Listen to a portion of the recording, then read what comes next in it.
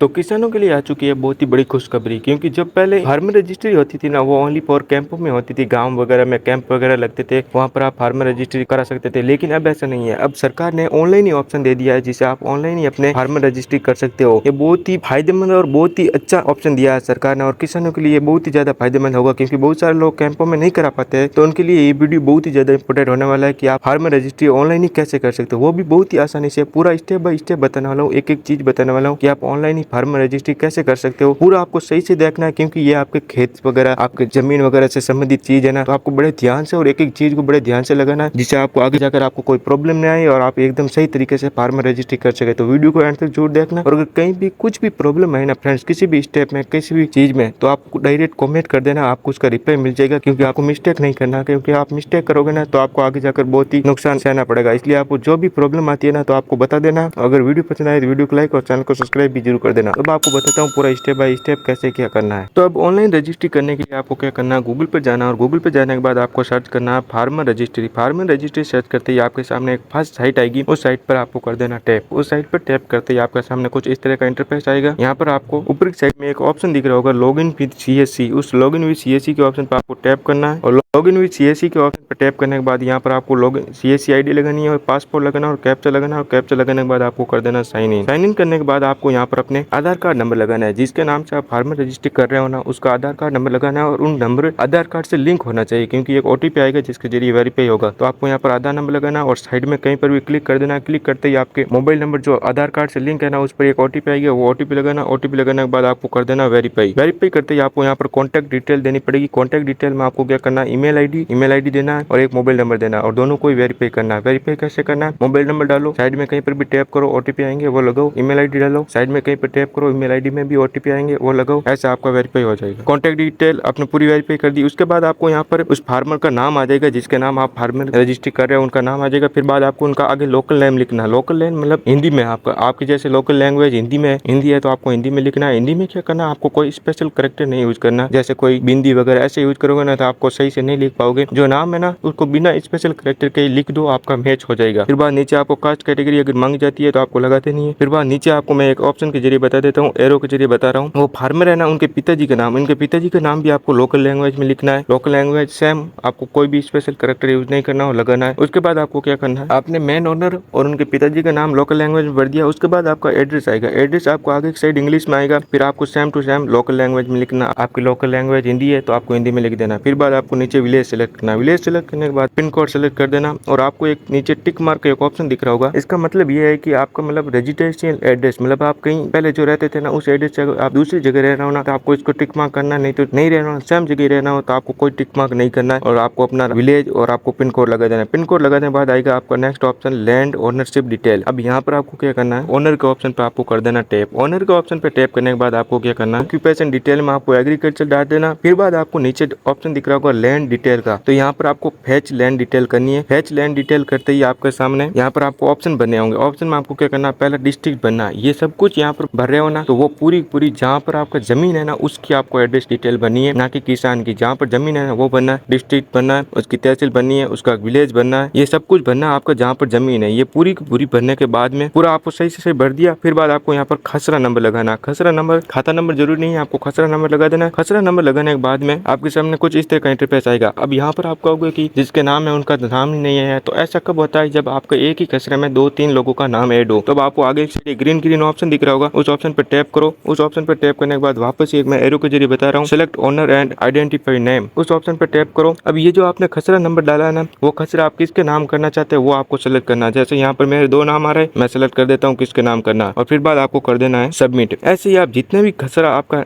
है ना, उन सभी खसरों की आप रजिस्ट्री करना चाहते हैं ना, तो सेम टू सेम आपको क्या करना है, इस तरह से एक फैच लैंड डिटेल का ऑप्शन आएगा। उस फैच लैंड डिटेल का ऑप्शन पर आपको टैप करना है। सेम टू सेम डिस्ट्रिक्ट लगाओ, सब डिस्ट्रिक्ट लगाओ, कहाँ पर जमीन है, विलेज कौन से विलेज में है वो लगाओ, खसरा नंबर लगाओ, और फिर बाद आपको किसके नाम करना चाहते हैं वो करो और सबमिट कर दो। ये करते ही मैं अपने जितने भी खसरा है वो सारे मैं ऐड कर देता हूँ। ऐड करने के बाद आपको क्या करना है, जितने भी आपने ऐड किए ना उन सबको आपको वेरीफाई करना है। वेरीफाई करने के लिए आपको एक ऑप्शन दिख रहा होगा, वेरीफाई ऑल लैंड, उस ऑप्शन पर आपको टैप कर देना। उस ऑप्शन आपको पहले पूरी इन्फॉर्मेशन देख लेनी है, आपने सही से सही भरा है कि नहीं भरा है। आप ऐसे आगे की साइड देख सकते हो, उसके नाम कितनी जमीन ऐड की है आपने, कितना किया है, पूरा आपको डिटेल देख देनी है, किसके नाम ने ऐड किया वो देख लेनी है, और फिर बाद आपको कर देना वेरीफाई ऑल लैंड के ऑप्शन पर टैप। अब वेरीफाई करने के बाद आपको क्या करना, वेरीफाई करते ही आपके सामने ये पूरी इन्फॉर्मेशन आ जाएगी। जैसे टोटल एरिया है 12.09 हेक्टर और टोटल एरिया ओन्ड है 12.0, मतलब पूरा का पूरा आपने जितना एरिया है वो पूरा का पूरा उसके नाम रजिस्ट्री कर दिए। अभी तक आधा प्रोसेस हुआ है। आगे आपको एक ऑप्शन दिख रहा होगा सोशल रजिस्ट्री डिटेल। अब यहाँ पर सोशल रजिस्ट्री डिटेल में आपको क्या करना है, एक नीचे सेकंड नंबर ऑप्शन दिख रहा होगा फैमिली डीबी, उस ऑप्शन पर आपको टैप कर देना। फिर फैमिली मेंबर आईडी में यहाँ पर कुछ फिक्स पता नहीं चल रहा, आप यहाँ पर राशन कार्ड या जॉब कार्ड के नंबर वगैरह लगा सकते हो, ये ऑप्शनल है, इतना ज्यादा जरूरी नहीं है। आगे वाला ऑप्शन को आपको खाली छोड़ देना। फिर बाद नीचे आपको रेवेन्यू का ऑप्शन दिख रहा है, उस पर टैप करो, दोनों चेक बॉक्स को टिक करो और फिर बाद सेव एंड ड्राफ्ट करके आपको सेव कर देना। सेव करते ही आपके सामने कुछ इस तरह का इंटरफेस आएगा। यहाँ पर आपको ई साइन करना है। ई साइन आप ओटीपी और बायोमेट्रिक दोनों के जरिए कर सकते हो। तो मैं यहाँ पर ओटीपी के जरिए कर रहा हूँ। प्रोसीड ई साइन के ऑप्शन पर टैप कर रहा हूँ। प्रोसीड ई साइन के ऑप्शन पर टैप करते ही यहाँ पर आपको आधार नंबर लगाना है। आधार नंबर लगाने के बाद सेंड ओटीपी कर देना। सेंड ओटीपी करते ही आपके आधार नंबर पर ओटीपी आएंगे, वहाँ से आपको वेरीफाई करते ही आपका यहाँ पर ई साइन हो जाएगा सक्सेसफुली